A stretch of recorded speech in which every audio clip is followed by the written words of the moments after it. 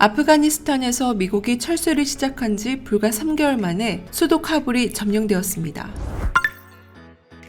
사실상 말이 3개월이지 8월 6일 이후 본격적으로 활동해 단 10일 만에 주요 도시들은 모두 점령하고 수도 카불마저 점령한 것입니다. 이런 상황에서 아프가니스탄의 아슈라프 가니 대통령은 텔레반이 수도 카불을 향해 진격해오자 자동차 4대의 현금을 가지고 우즈베키스탄으로 도망갔습니다. 탈레반이 아프가니스탄을 이렇게 단시간에 점령할 수 있었던 이유는 미군의 철수였습니다. 그런데 세계 평화의 수호자 미국이 왜 위험을 감수하고 아프가니스탄을 철수했을까요? 2001년 9.11 테러 이후 미국은 분노에 텔레반의 근거지인 이라크와 아프가니스탄을 침공했습니다. 하지만 20년이 지나도 탈레반 세력을 완전히 제거하지 못하고 하나로 1100조라는 천문학적인 비용과 함께 2500명의 전사자를 내어 철수를 결정했습니다. 그런데 아프가니스탄에 3조 달러 상당의 히토류가 매장되어 있는 것으로 밝혀졌는데요. 히토류는 현재 전자제품, 전기차, 항공기 등 거의 모든 분야에 사용되고 있습니다. 그런데 중국이 아프간의 히토류를 차지하기 위해 탈레반과 손을 잡은 것 아니냐는 추측이 나오고 있습니다. 따라서 전 세계의 눈이 탈레반과 중국의 관계에 모여있는 상황입니다. 현재 아프간 붕괴로 중국뿐만 아니라 미국도 상당히 어수선한 상황에 직면했습니다. 바이든 대통령은 지지율도 46%까지 추락하며 역대 최저치를 기록했습니다. 그런데 갑자기 워싱턴 포스트의 마크 티센 전 부시 행정부 수석 보좌관이 한국을 언급했습니다. 그는 한국 역시 미국의 지원 없이 아프간과 같은 지속적인 공격을 받는다고 가정한다면 빠르게 무너질 것이고 미국 없이 스스로 방어할 수 있는 국가는 하나도 없다고 발언했습니다. 하지만 마크 티센 부시 행정부 수석 보좌관의 발언은 미국 내에서 강력한 파장이 일었습니다. 수많은 미국 네티즌들이 한국을 가소평가하지 마라, 말도 안 된다 등의 반응을 보인 것이죠.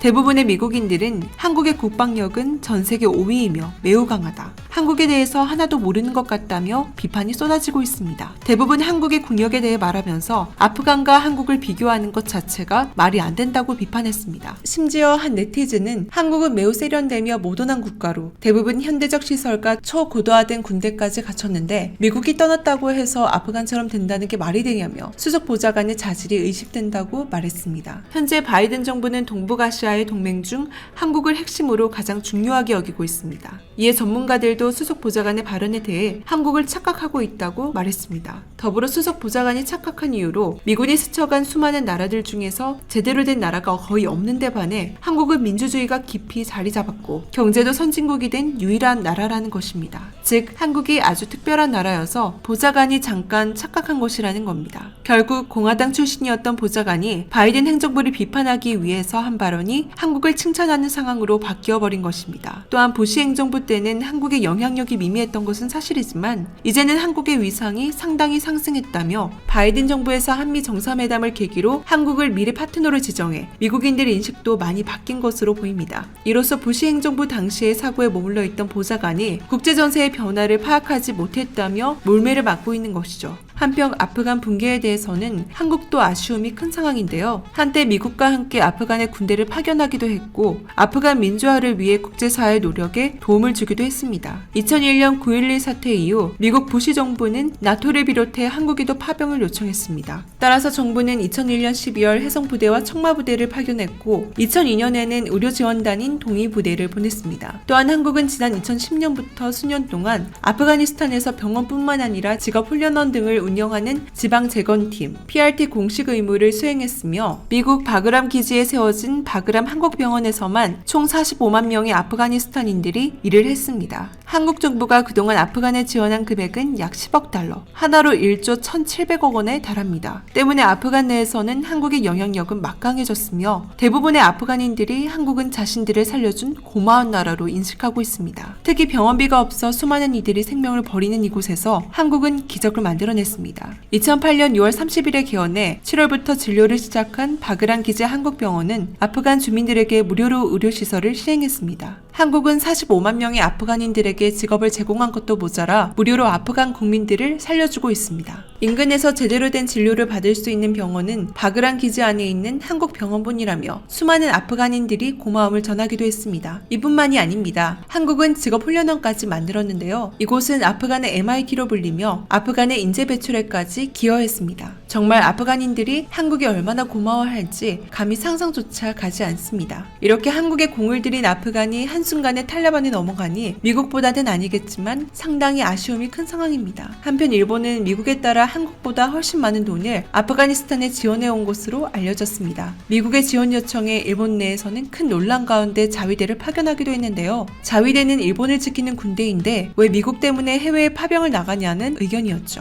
특히 경제적 지원 금액은 70억 달러에 육박한다고 합니다. 한국에 비해 거의 8배의 돈을 아프간에 투입한 것입니다. 그런데 아프간이 붕괴되자 일본에서는 그동안 아프간에 헛돈을 쓴 것이 아니냐는 소리가 나오기 시작했습니다. 왜냐하면 한국의 경우 아프간에 쓴 돈이 인도적이며 아프간인들에게 찬송을 받았지만 일본의 경우 8조 원가량의 돈이 투자였다는 의견이 나오고 있습니다. 즉 일본은 아프간에 막대한 돈을 쓰고도 돌아온 국익은 하나도 없다는 것이죠. 일본이 아프간에 막대한 자금을 투자한 데에는 다 이유가 있는데요. 바로 미국이 세운 아프간 정부가 실세라고 생각하고 자금을 쏟아부었던 것입니다. 앞으로 아프간이 민주국가가 된다면 일본이 가져오는 사업이 많을 것이라고 판단한 것입니다. 그런데 일본의 예상과는 정반대로 미군은 아프간에서 철수했습니다. 그래서 일본은 아프간에 투자했던 돈을 모두 날렸다는 얘기가 나오고 있는 것이죠. 그런데 처음부터 착각은 자신들이 했으면서 아프간이 붕괴되자 미국 탓을 하기 시작했습니다. 한편 이러한 일본의 태도가 알려지며 과연 일본이 아프간의 민주화에 관심이 있었냐는 의견이 나오기 시작했습니다. 처음부터 아프간의 민주화에는 관심이 없었고 미국 때문에 어쩔 수 없이 아프간에 투자하며 미국의 비위만 맞춘 게 아니냐는 것입니다. 한국은 아프간에 인재까지 배출하며 진심으로 아프간의 민주화를 바랐지만 일본은 아니라는 것이죠. 결국 한국도 아프간의 지원이 뜻대로 되지 않았는데 일본은 자신들이 8조 원의 손해를 봤다고 하며 아프간의 미래에 대한 걱정은 없고 자신들이 잃은 돈에만 관심을 가지며 지금까지 아프간에 대한 투자가 위선적인 행동이었다는 것을 인정하는 꼴이 되었습니다. 그런데 진짜 하늘이 일본을 버린 건지 어떻게 일본의 민낯이 밝혀지는 일들이 계속되는지 신기할 따름입니다. 한편 올림픽을 시작으로 연이어 악재가 터지자 스가와 자민당은 차기 정권에서 정권을 뺏길까봐 안절부절하고 있습니다. 미국 탓을 할 게 아니라 이성적으로 현재 국제정세를 보라는 비판이 일본에 쏟아지고 있습니다. 혹시 광고 하나 해도 될까요? 내일 상승할 종목이 궁금하시다면 오른쪽 버튼을 꼭 클릭해주세요.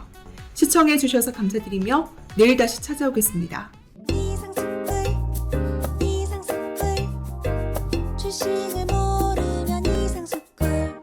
주식 모르니 이상스쿨